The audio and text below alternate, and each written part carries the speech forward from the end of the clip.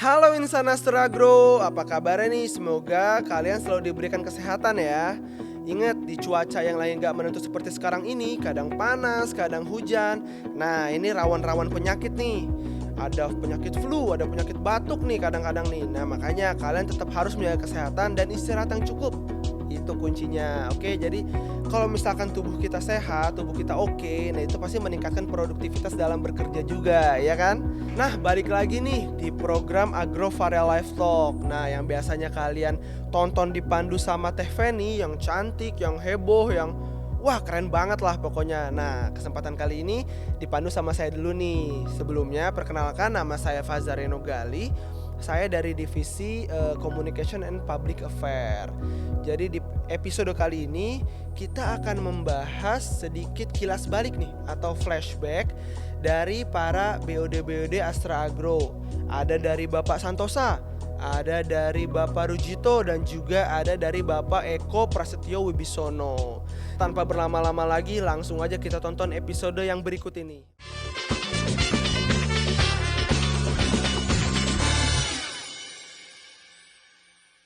Terima kasih Pak Santosa sudah berkenan hadir dan menyempatkan waktu untuk menyapa insan Astra Agro semua yang ada di sini. Tapi judulnya serem tuh. Iya dong, The Magic Art of Leadership. Magic Art. Bapak pakai magic ya? Oh, kesannya. Jadi ada leadership yang pakai magic ya? Iya, itu dia gitu. Nah, ngomong-ngomong soal leadership pakai magic, kenapa pakai tema tersebut? Karena saya nggak pernah bisa memecahkan permainan-permainan kartu maupun koin Bapak. Terus Penny selalu bilang, it's a magic, pasti pakai magic nih. Itu kan sebenarnya untuk rilis stres aja. Kalau kita kerja, mimpin banyak orang, kan nggak mungkin nggak ada persoalan, ya kan? Ya. Makanya waktu kamu ambil judul leadership, ya mungkin mudah-mudahan bisa juga, intinya kan begini nih. Kalau kita hanya fokus di pekerjaan, kemudian ada timbul stres tinggi, nggak ada pelampiasan, ya jadi stres beneran. Work-life balance. Ya. Betul. Nah kemarin kan ada juga waktu sharing dengan PDP dan NEOP, kan ada yang nanya bagaimana sih caranya, tentunya kalau semakin tinggi posisi di satu organisasi, tekanan atau stres level pasti tinggi. Ya kita harus punya pelampiasan. Dan pelampiasan itu nggak harus serius-serius sama, bisa berbagai macam hobi. Nah itu kenapa kalau stres ada Fanny, ada siapa, Pak Haji pun kita ajak bercanda. Oke, Pak Haji bisa nggak memecahkan? Nanti ditanya aja ke Pak Haji teka-tekinya? pada waktunya. Nah, iya. Penasaran, apa Penny doang yang nggak bisa? Oke, Bapak bawa apa aja sih hari ini Pak? Sampai ada tasnya khusus. Nggak ada, ini kan disiapin karena mau ngasih souvenir aja buat Fanny. Wow, souvenir ya buat Penny, asik banget dibawa pulang. Jangan dilihat nilainya, tapi maknanya dan kenangannya nanti. Mudah-mudahan nggak akan pernah terlupakan kan. Wah, deg-degan apa yang ada di balik tasnya Bapak, di dalam tasnya Bapak. Nanti kita lihat. Oke. Nilainya sih nggak terlalu besar sebenarnya. Jadi kalau di value gitu ya, di value itu mungkin nggak lebih besar daripada ini. Mulai. Terima kasih by the way. Aduh, uangnya baru banget nih Pak. Nah kan dipilih dong. Berasa mau lebaran ya dikasih ampau sama Bapak 2.000. Tunjukin ke teman-teman supaya itu dibacain tuh ada nomor serinya. Ya, nomor 2000. serinya khusus. Masa sih? Yang mana Pak ini? 401? Kan semua. Nah itu Iya, ada serinya kan. iya. Terus tadi kan saya minjem asar tuh Van. Terserah kamu mau tulis tanggal boleh, apapun boleh untuk menunjukkan bahwa ini uang satu-satunya yang ada di dunia yang begitu. Oke. I'll put my signature ya Pak. Karena signature Penny kayak Britney Spears.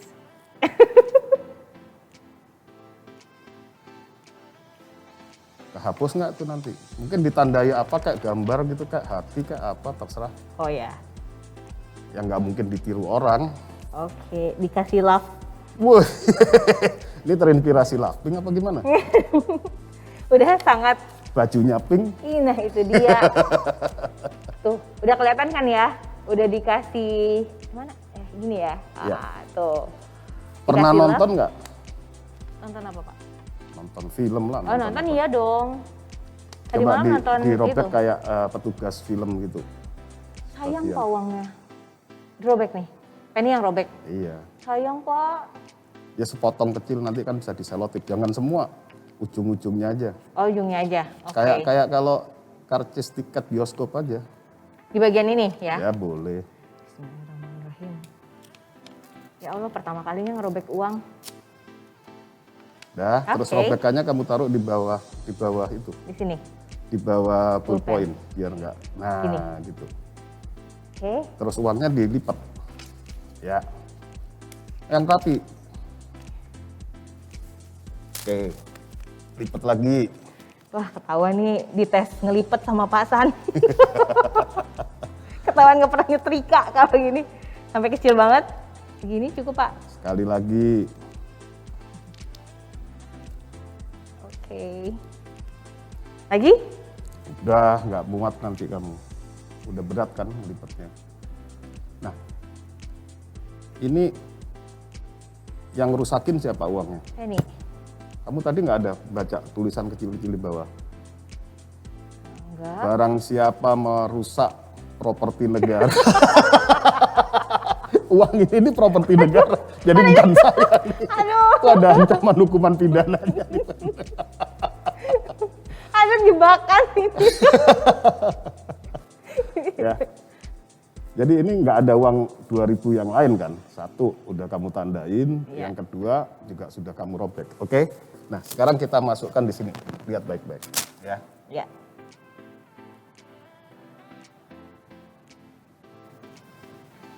Oke.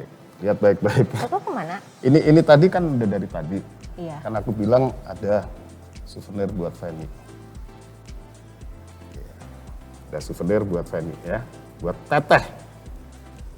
Sebagai host di acara ini. Oke. Kita lihat souvenirnya. Ini, Teh. Kenapa bisa masuk sini? Ini kan uang yang tadi Pak. Nah kan udah dari tadi di situ. Kan tadi di tangannya Bapak. Kok ada di situ? Kan udah dari tadi. Teh. Coba dicocokin robekannya Teh. Oke, kita cocokin ya. Oh bener, betul dong. 401 belakangnya, 7401, betul banget. Guys, betul guys. Tanda Insana tangannya, Agro. tanda tangannya. Tanda tangan saya juga. Gimana ceritanya bisa ada di dalam situ? Kan udah dari tadi di situ. Bapak udah lama belajar ini Pak? Ini hobi sejak muda. Jadi kalau saya kerja aja 33 tahun, kuliah 4 berarti 37 tahun. Dia kira-kira udah 40 tahun lah. 40 tahun. Hobinya nggak berubah-berubah. Tapi kan ada juga hobi fotografi. Ada. Bapak, terus apalagi hobinya? Nyanyi?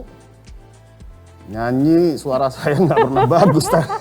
Biar Pak Mario aja lah kalau nyanyi. Itu ya Pak Mario aja. Oh, Pak Mario udah dapat blessing dari Pak Hasan ya. Next episode Bapak nyanyi berarti. Oke. Jadi souvenirnya akan berkesan nggak Teh? Iya, tapi robek Pak. Mau dong ditambahin nolnya. Ya nggak kan, ya kan. Gitu. Tambahin nolnya Nggak bakal dong. lupa kan? Iya. Karena Pak Eko punya beginian dan dimasukkan di album, di laminating. Tapi duit dia sendiri. Sayang, 20.000 lagi. Kalau Pak 100.000. Yosef nggak punya, karena 50.000 dirobek, habis itu sayang dia selotip buat belanja. Iya. Ini juga bisa sih diselotin. Tapi 2.000 buat parkir. Pas parkir kasihan sih. Oke, Pak Hasan, banyak orang yang pengen tahu juga deh, Bapak tuh asalnya dari mana, kemudian dulu gimana kemudian bisa bekerja di Astra Agro, misalnya di Astra lah gitu awal-awal mulanya. Ya saya dari kota kecil, Mojokerto, kuliah SMA. Saya SMA ke Jogja di De Brito 3 tahun. kuliah di MIPA Fisika Gajah Mada 3,5 tahun, 7 semester, langsung ke Astra. Jadi kuliahnya di MIPA Fisika, bukan IT ya Pak? Enggak. Saya pikir Bapak Tapi suka fisika IT. itu ada zaman saya ya, nggak tahu sekarang mungkin udah berubah. Ada tiga jurusan, instrumentasi, kemudian geofisika, dan ada fisika murni. Saya ngambilnya instrumentasi. Nah, instrumentasi kan tentu tentang peralatan kan, alat-alat ukur. Nah, di sana di tahun 85 pada saat saya masuk itu lagi booming personal komputer. Baru awal Personal komputer tuh komputer PC, yang tabung PC, itu kan? PC. PC udah PC yang PC ada. XT dulu namanya. Iya. Yang pakai disket. Iya. Nah itu makanya belajar elektronik, instrumentasi, statistikal ada di sana. Di samping pelajaran fisikanya juga dapat. Matematika ada, kalau saya nggak salah ingat 6 semester, jadi matematika 1 sampai 6. Kalau finance kan plus minus kali bagi. Kalau di matematika di fisika itu integral, diferensial, itu integralnya udah 3. Masih kurang lagi ditambahin lingkaran tuh. Jadi kayak ngeruat-ruat lah pokoknya. Iya, tapi itu menjadi dasar banget Bapak kemudian ke bidang ekonomi masuk, tinggal logiknya aja kan ya Pak. Tapi jujur Penny pikir Bapak tuh IT Pak, karena begitu sukanya. Tapi saya masuk di ya, Astra Grafia memang di divisi komputer pada saat itu. Divisi komputer tuh kita waktu itu ditunjuk menjadi distributor dari Digital Equipment Corporation. Pada zamannya itu perusahaan komputer kedua terbesar. Berarti Yang Astra pertama itu Grafia IBM. Astra Grafia itu adalah perusahaan di grup Astra pertama yang Bapak Iya. masuki awal karir Bapak. Oh, kenapa kan jurusannya fisika kok keterimanya Karena kan di komputer. Iya. Ya kan backgroundnya instrumentasi. Dan saya sejak semester 3 itu asisten lab komputer UGM. Wow. Di semester 3 Karena itu. pada saat itu kan jarang Berarti baru sekali. tingkat 2 udah jadi asisten.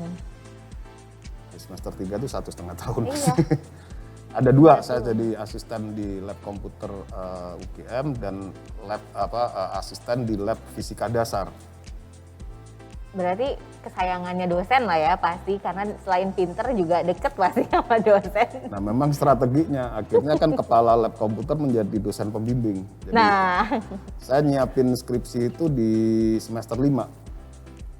semester 5 tuh berarti Sudah- tingkat 3. Iya, tingkat sudah pilih judul, pilih topik, terus bikin frame-nya, ya kan. Makanya 1 tahun kemudian skripsi selesai ya lulus. Tadi Jadi ya. harus well plan. Iya, perencanaan itu. Masuk MIPA pun saya plan, ya. Walaupun dulu enggak. Ini kalau zaman saya kan ada yang kalau sekarang kayaknya ada yang namanya jalur undangan. Kalau dulu zaman angkatan saya namanya PMDK. Sekarang masih ada deh, Penelusuran Pak. minat dan bakat dan iya. kemampuan kan. Iya. Itu kan kalau tes itu namanya si penmaru kan dulu. Oh, itu yang Yang ikutan tes bener, yang iya, banyak iya, joki iya, itu. Iya, iya. SPMB lah kalau dulu ya. Nah, itu banyak jokinya yang nanti nawarin, wah ada orang dalam nih, nggak perlu bayar kecuali nanti diterima. Begitu diterima ya bayar. Padahal mungkin si joki nggak ngapa-ngapain tuh. Iya. Kayak pawang hujan. Kearifan lokal, joki ini SPMB. Nah pada saat itu saya udah pikir ya gimana caranya bisa masuk negeri karena di kepala semua orang pada zaman itu kalau universitas negeri kualitasnya bagus karena fasilitasnya Iya. bagus dan murah. Iya. Dan zaman itu kan diskriminasi hari ini kan praktis hampir tidak ada walaupun kalau ada tuh ya tinggal dikit lah. Tapi zaman itu kan diskriminasi minoritas sangat tinggi. Saya lihat teman-teman saya banyak yang ngambil jurusan populer. Misalnya teknik elektro. Nah, jurusan yang baru tuh teknik komputer. Itu dulu baru tuh. Oh, teknik Yang komputer tuh teknik kan. itu 85 ya. Informatika, iya baru. Itu baru angkatan-angkatan pertama. Sama teknik nuklir itu. Pokoknya yang begitu-begitu tuh ngetop sekali. Karena dulu kan rencananya Indonesia mau membangun PLTN, tenaga nuklir kan. Sampai sekarang nggak Nggak jadi-jadi. jadi. Nah, saya mikir kalau masuknya ke UI Jakarta, saingan seluruh Indonesia. ITB paling ngetop kan. pikir ini juga yang pinter-pinter, yang jauh lebih pinter dari saya di sekolah saya, SMA juga banyak ke sana dan jurusannya yang populer-populer, kompetisinya tinggi. Saya nanya-nanya, ngelihatin mana sih yang nggak populer tapi matrikulasi kurikulumnya nggak jauh-jauh amat dengan bidang yang saya minati. Saya senang fisika, senang elektronik kan gitu kan. Ada yang namanya instrumentasi. Kebetulan ada dulu ada kakak kelas angkatan, saya kan lulus 85 SMA. Dia 82 atau 83, angkatannya Pak Wiwit tuh. Tapi di IPA, kalau Pak Wiwit kan IPS. Nah, itu sempat ngajar di SMA kita untuk bukan yang resmi ya, tapi yang pelajaran ekstrakurikuler lah, elektronik. Nah, saya ngobrol sama dia, oh ya di sana kita baru ngembangin yang baru, akan bikin lab komputer, itu Pak Widodo nanti yang jadi kepala lab. Jadi cerita-cerita begitu saya lihatin, yang masuk sedikit, peminatnya sedikit. Jadi waktu ngisi formulir PMDK, ya saya pilih itu, ya diterima. Sementara teman-teman saya yang tadi bersaing ketat nggak dapet, kan harus ikut si Penmaru. Di kos-kosan saya tidur-tidur, mereka masih belajar, ikutan bimbingan tes. Saya sih udah nggak ngapa-ngapain, udah diterima tanpa tes. Strategi. Tapi waktu itu Bang nggak pikir kan kadang ketika milih ya, pasti pengennya yang gradingnya tinggi, yang jadi favorit gitu. Memang. Terus pasti banyak yang cari ketika kerja gitu Kan Pak. saya juga sama, kurikulumnya suka, ya kan, mata kuliahnya mayoritasnya saya suka. Ya. Bahwa itu tidak populer, tapi saya minat. Itu kenapa tiap kali ada karyawan baru kan saya selalu bilang, yang paling penting itu adalah yang kita minati. Karena apalagi semakin muda ya, jangan cari kekayaan. Kalau kita berhasil, nggak peduli profesinya apa saja, duit ikut-ikut. Betul, betul. Kita nggak boleh ngejar uang yang akan mengejar kita karena kinerja kita, performance kita diakuin. Ini hobi saya yang lain nih, fotografi. Kalau hanya sekedar bikin bisnis foto untuk paling bawah adalah bikin foto pas foto, ya nggak dapat duit. Agak tinggian lagi, fotografer kondangan dan sunatan. Cuman model kamera, jepret-jepret orang makan dijepret. Mayan itu, Mayan. Iya, tapi seberapa gede sih? Ya kan? Lebih tinggi lagi, agak lumayan ini udah. Apa, Fen? Fotografi apa? Kameramen, fotografi, ya. jurnalis. Nah, jurnalis. Foto Kan jurnalis. agak lumayan kan? Dan Iya. perlu skill yang lebih tinggi. Fix money income juga. Iya. Tapi statusnya nggak kayak fotografi kondangan, itu sih Iya, paling iya. diledekin tuh pas foto aja. Jadi kalau fotonya jelek ya kamu bisanya cuma jadi foto KTP. Di studio foto ya. Sayangnya ada yang kejebur tuh. Tapi kalau kamu lihat kayak NP Malina, ya kan? Kalau yang umurnya seumuran saya, bukan umuran kamu, mungkin kenal Darwis Triadi. Tahu Pak. Nah, itu juga bukan uang kecil itu. Ya kan? Atau foto produk. Iya mahal banget Nah, itu ternyata. Tapi kan itu juga nggak bisa. Eksekusinya ya paling 1 jam, 2 jam. Tapi pre-planningnya, konseptualnya, mesti present ke klien. Poin saya adalah, kalau kita excelling in our field, apapun juga, kita bisa uang mengejar kita. Jadi apapun. Sama kalau dibilang penyanyi gitu, ya ada penyanyi yang ecek-ecek di jalan. Ada juga yang kelas-kelas diva. Ada juga yang tingkat global yang sekali nyanyi jutaan dolar. Fotografer juga begitu. Masak pun begitu kan. Ada chef kelas internasional yang hanya dipanggil oleh toko-toko besar private dining. Ada juga yang warung Tegal. Jadi itu yang saya selalu tekankan. Termasuk ke anak-anak saya, jangan mengejar uang. Uang akan datang pada saat, atau kita akan dikejar uang pada saat kita excelling in our field.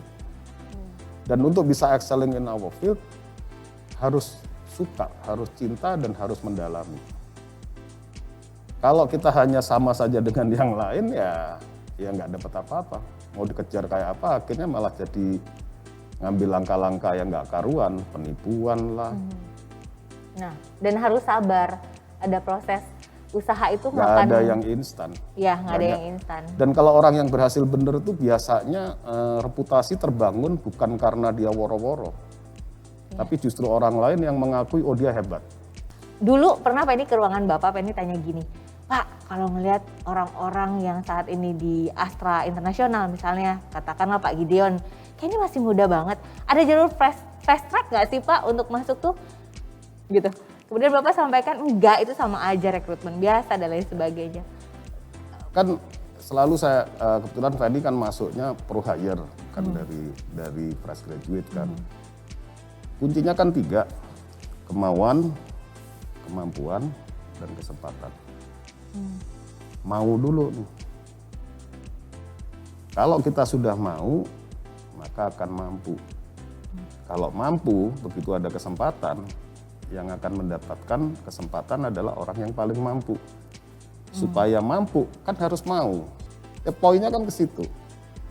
Pada saat ada organisasi, ya, kemudian kamu ditawarin, kan selama ini PR udahlah itu mah di luar kepala lah, kamu memang direkrut dari sana kan.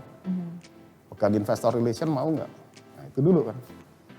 Kamu mau kan? Nah, Iya. tapi kenapa? Untuk itu kan harus melatih kemampuan. Oke, komunikasi bidang yang Fanny kuasain. Iya. Komunikasi ke investor itu topiknya agak bergeser. Ya kan? Iya. Masuk ke financial, masuk ke pertanyaan returnnya gimana, investmentnya gimana. Dengan itu, nextnya kalau kamu ke treasury, udah dekat kan? Karena udah ngerti rate, udah ngerti isu-isu di keuangan, udah bisa baca income statement, apalagi saya dengar kamu memperdalam dengan kuliah. Nah kan itulah salah satu cara bahwa tiap orang kecepatannya berbeda, kemampuannya berbeda, pasti kayak tadi hobi pun kan begitu. Tapi kalau kita belajar aja nggak mau, ya nggak akan mampu. Kalau nggak mampu, ada kesempatan ya nggak bisa. Terus katanya, direktur keuangan mau nggak, Fen? Mau Pak, tapi mesti ngeliatin angka, aduh kalau udah angka saya pusing. Ya udah nggak bisa dong. Iya. Mau dulu baru mampu, kesempatan akan datang.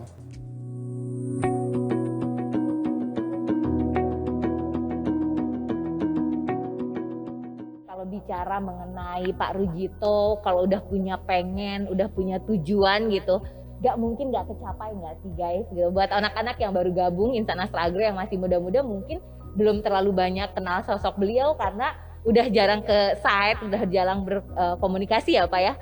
Tapi kalau senior-senior seperti saya dengan sedih gitu bilang saya senior. Pasti tahu banget. Kalau bahasa saya guyonnya gini, Bapak mah disuruh bikin candi semalam juga jadi malam itu gitu. Segigih itu ketika seloyal itu ya Pak ya, loyal, gigih ketika Bapak ingin mewujudkan sesuatu gitu.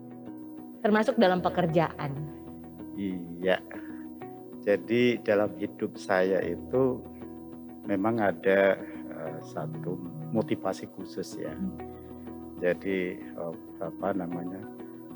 motivasi saya jadikan sebagai power di dalam menuju apa yang kita cita-citakan.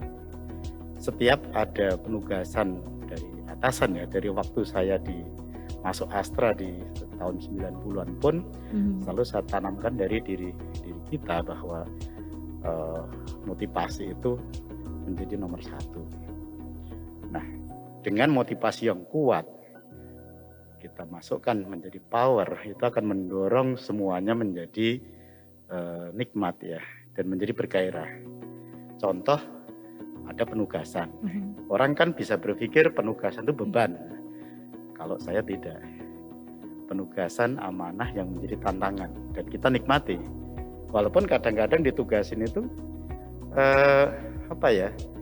begitu kita bilang siap, habis bilang siap bingung juga kita. Apa yang mau kita kerjain gitu kan. Tapi dalam proses perjalannya waktu kita juga buka networking kita relaksasi kita manfaatkan. Nah, mulai kita cari cara untuk mencapai tujuan dari tugas itu. Turning the challenge into the opportunity ya Pak. Iya. Jadi sebetulnya kalau ada makin banyak tugas itu sebetulnya kita dipercaya. Antara kita dipercaya atau muka. Nah, tidak semua orang menerima itu ya. Iya, Kalau saya itu tugas adalah tantangan. tantangan. Bukan tugas adalah beban. Hmm. Nah itu dari kecil, karena saya dilahirkan juga dari desa. Hmm. Kemudian orang tua saya mendidik itu dari kecil selalu bekerja keras. Ya, jadi dengan didikan orang tua yang seperti itu Mhm. masuk ke dalam memori kita, setiap kali kita akan mendapatkan sesuatu harus dengan kerja keras. Harus Makanya, dengan kerja keras. Kita nggak ada yang gratis dalam hidup ini. Kalau sesuatu yang tidak kerja keras pasti di ujungnya itu justru akan mendapatkan yang negatif ya, atau kegagalan, atau minimal tidak kecapai tujuan. Nah itu tuh yang saya yakini. Makanya kayak acara event-event yang sifatnya hadiah, Mhm. door prize, Mhm. kayaknya jarang saya dapat itu. Jadi Hmm. jadi karena saya memang meyakinin diri tuh yang dapat sesuatu tuh harus dengan kerja keras. Iya. Gitu. Itu yang masuk dalam memori dan saya jalankan dengan ikhlas. Kemudian saya nikmati itu. Jadi orang kan melihat kok mau sih Rujito itu ke Aceh zaman DOM, Mhm. ke Papua, ke Poso zaman kerusuhan. Orang lihatnya kan negatif kan itu. Tapi bagi saya itu justru tantangan. Di balik itu pasti Allah kasih sesuatu yang masih dirahasiakan Allah. Itu yang saya yakinin. Contoh ke Aceh ya zaman tahun 2001 sampai 2007, di mana di saat 2001 itu terjadi eksodus dari Iya. peristiwa DOM ya, daerah operasi militer di Aceh. Di saat karyawan PT KTS PLB pada eksodus keluar, pimpinan kita di sini menugaskan Kita masuk. kita masuk. Saya waktu itu masih jadi staf area ya itu ya. Yang biasanya ditugaskan kan direktur area ya. Kebetulan atasan saya tidak mau dengan alasan keamanan. Mhm. Tanpa saya konseling dulu, saya dipanggil waktu itu Pak Maruli Gultom ya ke Medan. Saya ditugaskan ke sana. Dipanggil ke Medan, ditanya, mau nggak lu ke Aceh? Ngapain Mbak? Yang lihat aja kebun itu mau dilanjutin atau mau kita tutup aja karena secara politis kita kondisinya bermasalah itu. Saya berpikir boleh nggak nanti saya ke sana itu pengamanan saya boleh memutuskan untuk diri saya sendiri, kan nyawa saya kan satu Iya, kan. iya. Oh boleh Anda bisa menyewa pengamanan untuk selama Anda di sana. Tugasnya ya memastikan aja itu masih bisa dilanjutkan atau ditutup gitu. Kalau ditutup, pemerintah punya fasilitas perbankan yang bisa dimanfaatkan. Kalau mau dilanjutin harus ada dasar dan arah supaya kita punya keuntungan juga, jangan panjang baik internal maupun masyarakat sekitar. Boleh Pak, saya siap. Saya dari temennya enggak, oh ada. Keluarkanlah namanya orang tua waktu itu ya. Orang udah sepuh, Pak Usman Yakub ternyata itu. Ini adalah Pak Usman Yakub. Ini adalah komisaris PT KTS. Dan beliau mantan wali kota Banda Aceh pertama. Tambah berani saya gitu kan.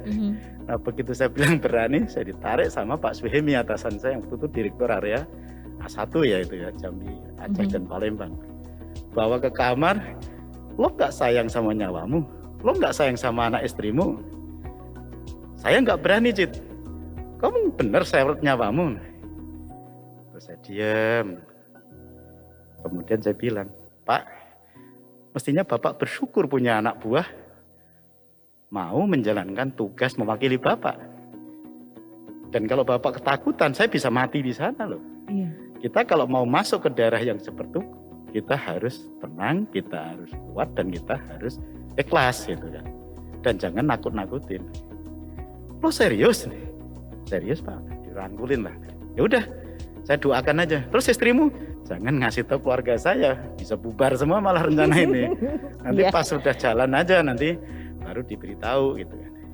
Ya udah, kita balik ke ruang meeting lagi. Ada Pak Tony, ada Pak Maruli waktu itu. Oke Pak, siap Pak. Kenalkanlah sama Pak Usman Yakub.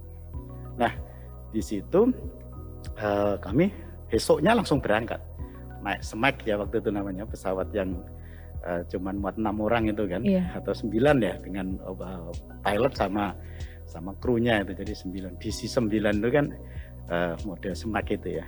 Sampai sana memang betul kondisinya masih rawan, bahkan kita turun dari pesawat, kita harus merangkak itu menuju ke mana itu ruang pertemuan. Karena apa? Ternyata pasukan pengamanan bandara itu sudah ngelilingin dengan siap tempur kan itu kan. Begitu kami sampai ke dalam nanya, kenapa begini? Karena kemarin yang membawa soal tes pegawai negeri itu di Brondong senapan sama GAM. Makanya sekarang tentara, polisi siap di sini. Terus gimana, Pak Usman? Ya kita tunggu dulu. Kan ada Pak Nasir yang nunggu di sini. Kita cari Pak Nasir yang jemput kita. Nggak ada juga. Terus ada satu orang yang mengatakan, Pak, Papi ya? Iya. Oh ini ada Pak Kapolres. Papi itu Pak Usman Yaakob. Di sana terkenal namanya disebut Papi kan, karena tokoh itu kan. Jadi orang bandara udah pada tahu. Kalau Papi mau ke kota, ikut kami aja. Dan Kapolres kami satu pesawat sama Bapak. Jadi ternyata satu pesawat kami itu di antara 6 orang itu ada Kapolresnya di situ. Disitulah kami berjalan menuju ke kota. Ternyata naik truk dikelilingin oleh pasukan yang bawa senjata di situ. Jadi kita aman malah di situ kan sampai ke kota. Nah di saat-saat seperti itu kan tadi yang garis koster itu kan pada ketakutan, ada kekhawatiran, ada harapan gitu kan. Sampai kota, nginap, ketemu bupati, konsolidasi, dikasih tahu misi kita juga kita sampaikan bahwa kita ingin memastikan PTK itu jalan atau tidak. Dipanggillah Kapolres dan Dandim untuk nemenin kita. Sampai ke besoknya kami akan jalan. Kok perasaan saya tidak enak nih, Pak Usman. Ada apa Pak Rujito? Kita naik mobil kayak begini, kalau ketemu musuh gimana? Pakai mobil apa Pak? Namanya kayak Rocky zaman dulu ya. Rocky. Iya. Ya, itu kan bannya ban biasa itu. Iya. Nah, terus saya tanya, Pak, ada nggak yang lain? Maksud Bapak apa? Kan di situ ada Kapolres, ada Dandim kan. Ini mobil ini kan nggak aman. Loh ini anti peluru Pak Rujito. Memang itu kan di Rocky itu dirubah, seluruh keliling kacanya diganti dengan lapisan baja. Jadi di depannya itu hanya kira-kira 5 cm untuk pandangan kita ke depan. Iya. Ini kan aman Pak Rujito, ditembak kita nggak kena. Kalau bannya ditembak gimana? Bannya kan ban biasa Pak. Mau Bapak apa katanya? Ya mau saya hidup normal aja. Saya nyawanya satu, saya pengen melaksanakan tugas tapi pulang juga selamat. Kalau ini ditembak orang, kita nggak bisa jalan, dikepung, mati kita. Malah mencolok ya Pak ya? Iya. Iya, betul. Marah Kapolresnya kan. Kami sudah support begini, Bapak kok ngati-hati katanya. Ngati-hati itu apa? Manja gitu kan. Iya. Ini nyawa cuma satu Pak. Sekarang maunya apa? Ada nggak Bapak punya, mungkin Pak Dandim atau batalion ya, ada nggak mobil yang bisa nembak, saya bilang. Jadi kalau bapak-bapak udah dibunuh, saya juga bisa ngelawan dulu dengan ini. Tetapi kan saya punya senjata, Bapak cuma punya satu, nggak ada yang sifatnya umum. Ada namanya rantis katanya. Rantis itu kalau di Jakarta Panzer itu ya. Iya. Ya. Tapi rusak Pak itu, rusak kok dikasih tahu. Bisa kok diperbaikin asal ada duitnya. Berapa? Ya perkiraan sekitar 5-6 juta. Udah kita cover saya bilang. Malam ini bisa nggak dikeroyok beresin? Besok kita jalan. Kami coba spare partnya kami kanibal dulu dengan yang lain. Udah namanya di daerah perang kan nggak bisa beli spare partnya, nggak bisa pakai PO, nggak bisa SPB kan, atau PI kan itu kan. Nah pagi-pagi jam 7 ada suara meraung-raung di Hotel Beligo. Apa itu? Melabuh ya itu ya. Nah ternyata itu suara apa nih Pi? Itu yang Bapak order itu namanya rantis kalau di sini. Kita keluar Pi, kita lihat. Ternyata bener rodanya roda krepyak itu roda rantai itu kan. Kemudian ada alat kokang senjata yang bisa mutar 360 derajat itu. Wah aku bilang ini bener ini Pi. Kita nanti masuk ke situ kan, iya kita masuk. Ya udah, ternyata Kapolres Dandim udah di situ. Ayo kita berangkat, masuk ke dalam. Ternyata panasnya nggak karuan, nggak ada AC, nggak ada ini kan. Gila ini Pi, ini kita mandi keringat. Ya adanya ini, ya sudah Pi, Bismillah. Nah, jalan kita ke kebun, sampai ke kebun KTS, baru sampai di menjelang kebun di pinggir jalan kita lihat mayat. Saya bilang, tuh Pak Dandim, mayat.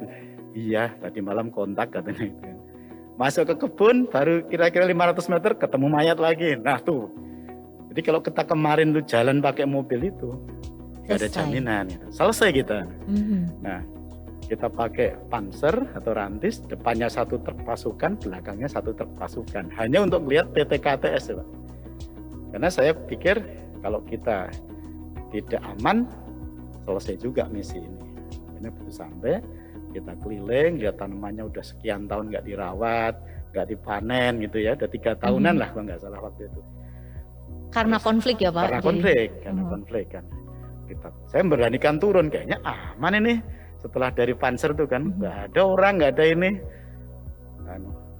Pak Dandim, boleh nggak saya turun? Jangan Pak Rizto, kalau mau turun di truk aja. Jangan di sini. Truk kan banyak tentara, banyak senapan. Ya udah, saya naik truk. Tapi di situ saya naik. Jadi di kepala saya itu isinya senjata, moncong-moncong. Sudah kita jalan muterin, yang bisa dilewatin aja kan. Begitu kita lihat, kelihatannya kok aman. Jadi money feeling itu ya, money feeling. Langsung turun. Saya mau turun, mau lihat rotasi panen macam-macam, kira-kira bisa dibagusin nggak kebun ini. Kita masuk kira-kira 100 meter, pasukan turun semua, udah cukup kita naik. Saya tanya ke Papi, Pi, lapangan mungkin kalau ada tenaga. Kita bisa lakukan perbaikan dan kita bisa operation. Sekarang tinggal tenaganya ada. Cari tenaga harus nyari tokoh masyarakat. Kita ke masjid aja, ring 1 ke masjid di sekitar kebun. Kita ketemu tokohnya, ketemu kiainya. Papi yang berperan karena beliau kan tokoh kan, nyampaikan niat Astra untuk operasional. Mungkin enggak bisa bantu masyarakat enggak untuk pendapatan mereka. Ada jaminan keamanan enggak? Mereka support. Pokoknya kalau KTS mau jalan, kami akan backing Bapak. Kami akan berada di garda terdepan, kata mereka. Oke, yakin? Yakin. Tapi saya tanya, Papi yakin? Papi kan orang sini, saya kan pendatang baru. Tingkat iya-nya mereka sama oke-nya mereka kan saya nggak tahu tingkat 100%, 80%, 75%. Akhirnya disepakatin oke. Konsepnya nanti staf kita itu kalau keluar masuk kebun dikawal, di kebun dikawal, kemudian masyarakat sekitar jadi backup, operasionalkan jalan, ngalir CPO, jualan jalan. Confirm, udah. Intinya kami lapor Bupati, ada rencana begini kalau memang pimpinan Astra setuju. Karena kita hanya lebih ke verifikasi dan mencari solusi dari kondisi stok operasional yang udah sekian tahun. Sampai Jakarta, lapor pimpinan, presentasi, dinyatakan oke, tapi dengan catatan harus ada pengawalan dan penempatan pasukan di kebun. Jadi saya mohon ke Pak Bupati, sekitar 1 kombi pasukan itu operasionalnya berpusat di kebun KTS. Maka dirombak. Kalau nanti disetujuin, rumah hadian itu sebagai pusat komando, komando tentara. Pimpinan setuju, kita coba. Akhirnya alhamdulillah sampai hari ini jalan. Jadi artinya ada saat-saat kita deg-degan, kekhawatiran. Di saat itu juga ya kita berdoa aja pada Allah kan. Yang penting kita kerja baik, kita ini. Nah momen itulah yang membuat saya jadi berubah. Tugas ke Aceh, atasan saya tidak mau, ditawarkan ke saya mau pulang dari Aceh, kemudian dilakukan konsolidasi juga di organisasi Astra itu kan. Saya malah dimutasi, yang rencana jadi kepala kebun ke Said, dimutasin jadi direktur area pada waktu itu. Jadi itu kan rezeki yang kita nggak ngerti. Itu dari Allah yang kita ini. Saya sama sekali nggak punya target menurunkan atasan, menggeser atasan, nggak ada. Tapi Allah kasih jalan, kasih tugas melalui atasan, saya nikmati. Orang lain nggak berani, kita syukurin. Yang beban jadi tantangan tadi, buahnya jadi positif. Dan itu 10 tahun 10 tahun bekerja jadi kepala divisi atau direktur area, mungkin sampai hari ini belum ada kali ya yang dari bawah dari Astra Agro. Makanya saya setiap kali ada pembekalan ke teman-teman, ayo terima tantangan dari atas, terimalah tugas menjadi tantangan, jangan jadi beban. Kalau jadi beban kan kita jadi pecundang nanti. Betul. Tapi kalau itu jadi tantangan, ujungnya kita jadi pemenang.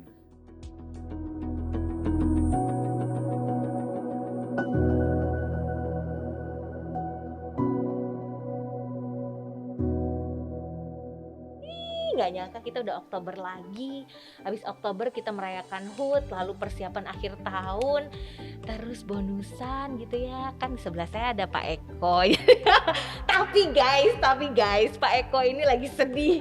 Kenapa? Karena baru menelan pil pahit kekalahan lomba PS. Dibabat ya, Pak? Dibabat sama anak-anak muda, Fen. Tapi Pak, keren juga anak-anak muda itu, Pak. Gimana Pak? Maksudnya kalau saya gitu mau tanding sama Pak Eko deg-degan juga Pak. Gimana nih? Oh, kayaknya mereka nggak ada perasaan deg-degan itu, Fen. Malah termotivasi gitu. Gitu. Yes, ini ajangnya untuk mengalahkan Pak Eko gitu. Wah, Bapak nih. Bapak dulu di UGM ya, Pak? Iya, Di UGM jurusan saya di ekonomi, major saya di manajemen. Gitu. Iya. Berarti bukan HR justru, tapi di manajemen itu kan ada tentang HR, people in organization, knowledge management gitu. Betul, ya Pak. Jadi betul. kayak inline sih sebetulnya ya Pak. Iya, masih inline lah. Walaupun saya fokusnya di financial management gitu. Iya. Bapak tapi gabung dengan Astra itu bukan memang sudah HR atau? Oh, bukan. Waktu itu kan saya sebetulnya di Astra Agro itu udah kayak kestempel gitu. Pokoknya kalau plasma itu atau peer trans itu ya dengan Eko PW gitu. Ya, saya sampai kepikir kan, wah ini kalau semuanya kayaknya dengan Eko PW segala terkait dengan peer trans. Saya juga kepikir, saya kan ingin berkembang juga sehingga tidak terkungkung kemampuan saya eksplorasi hanya ada di tempat itu ya. Ya tapi itu kan atasan yang melihat lah ya seperti itu. Nah kebetulan waktu itu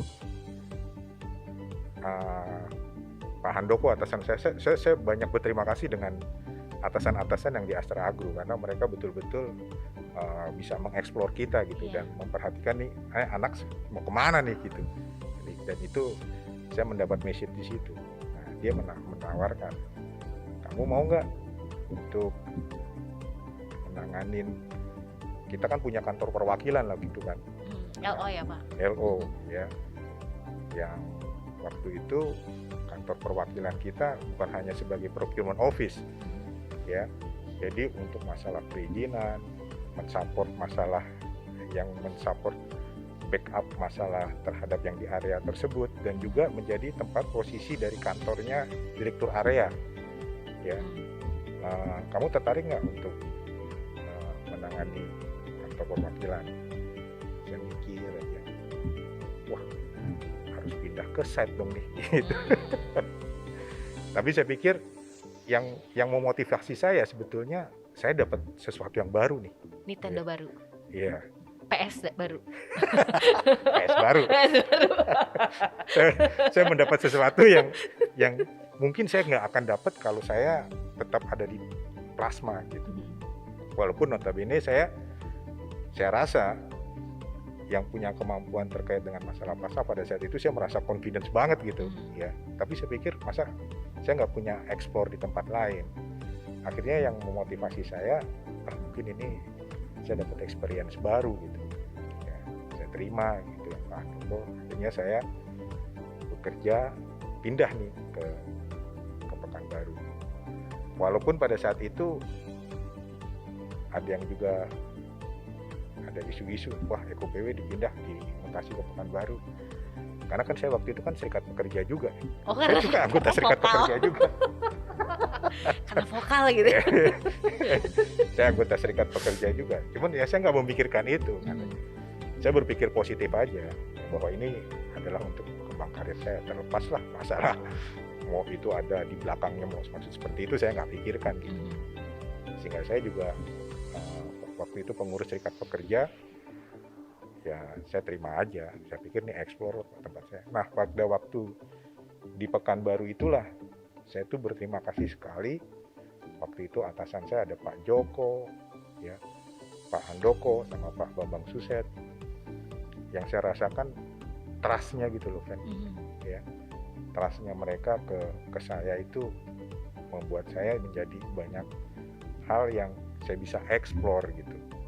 Karena saking trust-nya, kan dulu bayangkan, Fen, dulu di LO itu juga yang menangani seluruh pembelian buah luar. Belum ada nih kayak Pak Arif Catur nih yang ada divisi tersendiri untuk menangani buah luar, karena itu cikal bakal awal kita membeli buah luar di luar plasma itu adalah waktu di era-era pas saya di Pekanbaru gitu.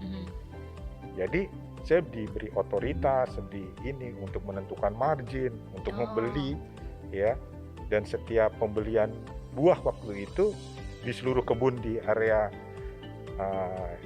di area Riau waktu itu, bahkan sampai ke Jambi itu saya yang bisa memutuskannya gitu, ya. Nah itu kayaknya suatu hal yang challenging dan saya ngerasa kok mereka trust gitu ya untuk terhadap margin. Nah itu salah satu explore. Nah setelah itu baru saya 3 tahun lah kan di sana, 3 tahun di Pekanbaru. Setelah itu saya dipanggil, yang manggil saya waktu itu siapa? Pak Widya. Saya bisa bingung juga gitu, ya. Kok Pak Widya bisa tahu saya gitu kan? Deg-degan dong Pak. Deg-degan gitu kan. Panggil ketemu Pak Widya, ya, tanya segala macam-macam. Terusnya dia nanyakan, kamu mau menangani masalah pemupukan nggak? Gitu. Kok pemupukan? Saya bingung. Saya pikir saya waktu itu dipanggil oleh Pak Widya untuk terkait, kan Astra Agro juga pada saat itu kan Pak Rujito segala kan banyak pengembangan tuh.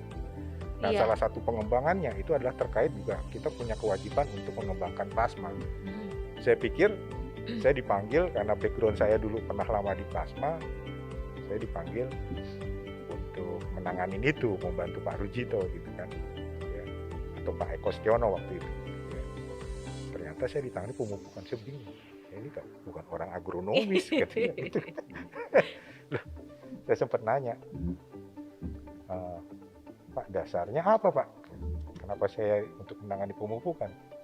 Pak Widya malah nanya, jadi kamu nggak suka katanya Pak?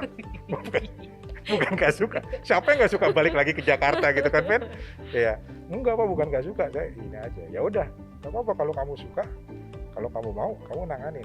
Siapa? Aku bilang gitu, nanganin pemupukan. Nah sejak itu Fen, saya pindah ke Jakarta untuk membantu menangani masalah pemupukan, ya. Nah di situ saya baru kenal sama Pak Santosa di situ, ya. Sama Pak Santosa. Terus saya juga enaknya di pemupukan ini karena ini bentuknya proyek, ya.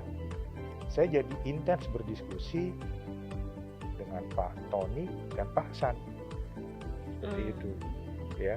Jadi saya waktu itu betul-betul nggak ada tim tuh datang ke. Bapak sendirian, nggak dikasih tim? Nggak ada waktu itu. Nggak ada Mending waktu di itu. LO dong banyak ya. Oh, kalau di LO, wow. Aduh, single fighter di sini Nah, ternyata. di sini single fighter ya. Interaksinya sama Pak Tony dan juga sering juga berdiskusi sama Pak San untuk membantu menangani masalah pemupukan. Nah kemudian dari situ, dari pemupukan, saya ditaruh lagi di procurement, ya, untuk membantu Bu Hanita di procurement, ya, sama di procurement. Nah setelah itu Fen, setelah di procurement, saya juga Pak San membantu saya, minta tolong untuk membantu untuk memegang area Andalas. Itu dipindah apa nyambi Pak atau nambah?